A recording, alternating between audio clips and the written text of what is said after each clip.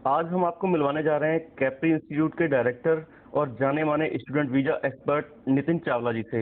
Nitin ji, news DNN studio में आपका स्वागत है। नमस्कार। तो आपने इस प्रोफेशन की शुरुआत कब और कैसे की?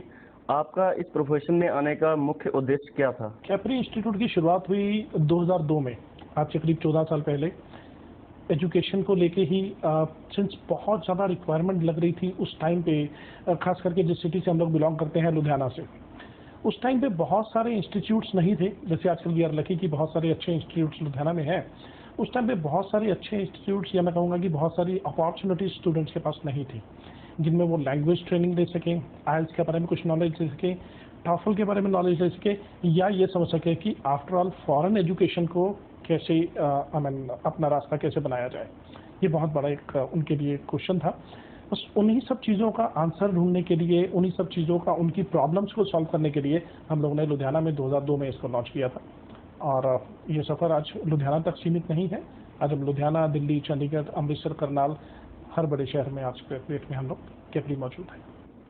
नितिन जी, ऐसी क्या वजह रही कि लोग आपको स्टूडेंट वीजा एक्सपर्ट के नाम से जानने लगे? देखिए, स्टूडेंट वीज़ा एक्सपर्ट्स के नाम पे बहुत सारे स्टूडेंट वीज़ा एक्सपर्ट हैं आज की डेट में, आप सब जानते हैं। और हर जगह में है, लुधियाना में, पंजाब में, हर जगह पर मौजूद है।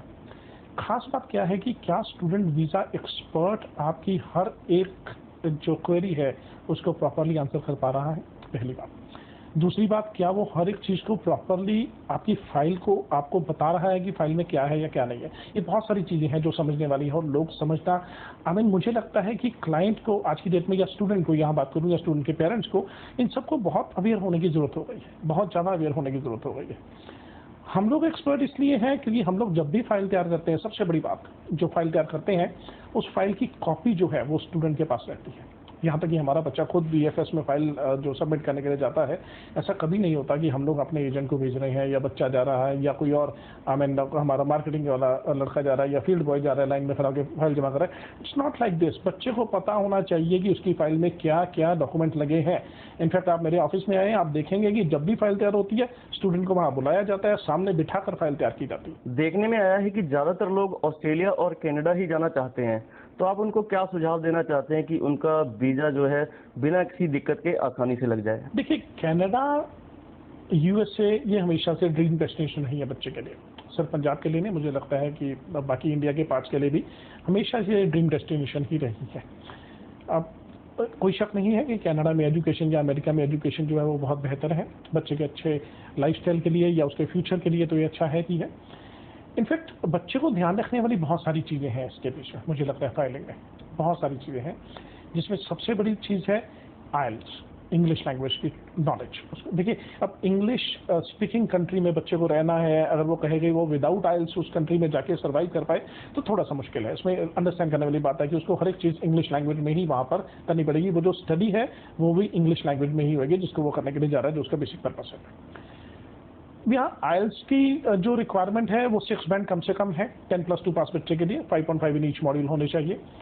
ग्रेजुएट के लिए 6.5 बैंड है, 6 ईच होने चाहिए। कुछ एक कॉलेजेस हैं जो 6 बैंड पर भी बच्चे को जो एडमिशन दे देते हैं, ग्रेजुएट्स को भी एडमिशन दे देते हैं, लेकिन मेजॉरिटी केसेस में देखा जाए तो पोस्ट ग्रेजुएट के लिए बच्चे को 6.5 बैंड की जरूरत पड़ती है। दूसरा फैक्टर माइंड में आता है कि एडमिशन डेडलाइंस। जी, अगर आप बहुत जल्दी में हैं तो अभी आप जनवरी इनटेक के लिए अप्लाई कर सकते हैं, still we have some time, लेकिन बहुत ज़्यादा बहुत अच्छे कॉलेजेस के लिए नहीं।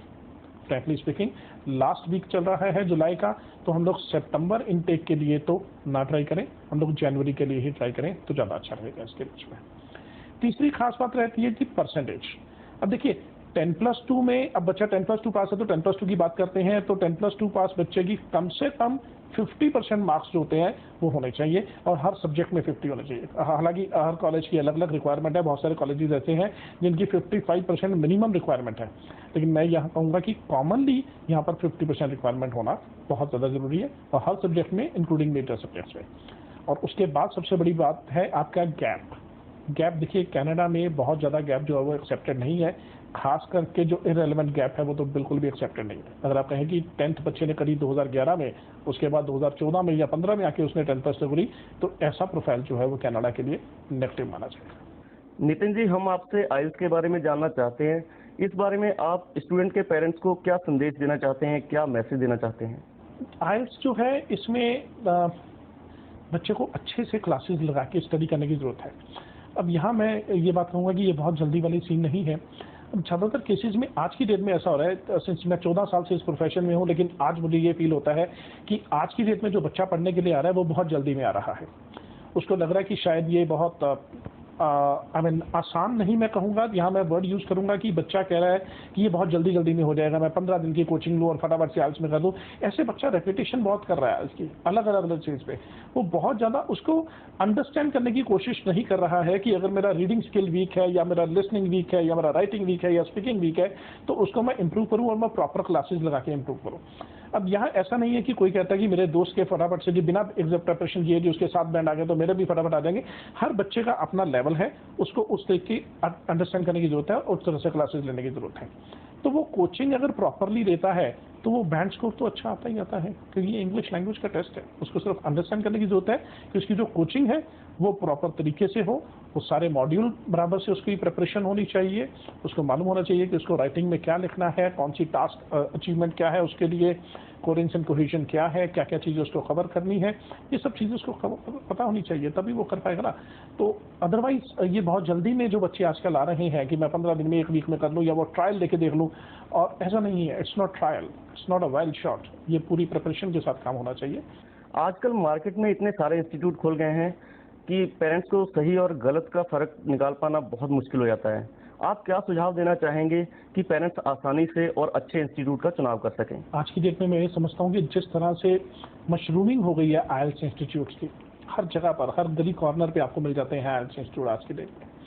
सबसे बड़ी बात जो पेरेंट्स को ध्यान में रखने की बात है वो है मार्केट रिसर्च की। पेरेंट्स को पहले विजिट करना चाहिए, मैं समझता हूँ कम से कम 4 या 5 इंस्टीट्यूट्स हैं एटलीस्ट बच्चे को ज्वाइन करने से पहले। कहीं पहले दिन ही जाते ही बड़ा लंबा चौड़ा इंफ्रास्ट्रक्चर देख के हम लोग इम्प्रेस होके कहीं अपनी जो खून पसीने की कमाई है उसको खराब जगह पर ना डाल दें, बहुत ज़्यादा ज़रूरी है। देखने वाली बातें हैं कि प्रीवियस रिजल्ट्स क्या है, ट्रैक क्या है इंस्टीट्यूट का, कितने बच्चों को उन्होंने ट्रेन किया है, कितने बेस्ट रिजल्ट्स उनके आए हैं, ओवरऑल जो उनके ट्रेनर्स हैं वहाँ पर जो जॉब कर रहे हैं, क्या उन लोगों ने कोई प्रोफेशनल ट्रेनिंग ले रखी है आइल्स को लेके या नहीं, या वो सिर्फ जस्ट आइल्स का एग्जाम देने के बाद या MA BA इंग्लिश करने के बाद वहाँ पर पढ़ाने के लिए लग गए हैं, ये सब चीज़ें हैं।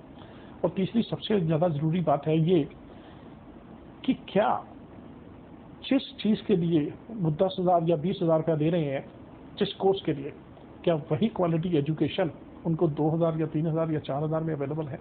इन सब चीज़ों की सबसे पहले मार्केट रिसर्च करने की ज़रूरत है, उसके बाद ही पेरेंट्स अपने बच्चे को उस इंस्टीट्यूट में दाखिल कराएं। नितिन जी, मैं आशा करता हूं कि आपके द्वारा दी गई जानकारियां हमारे दर्शकों को बहुत पसंद आएंगी।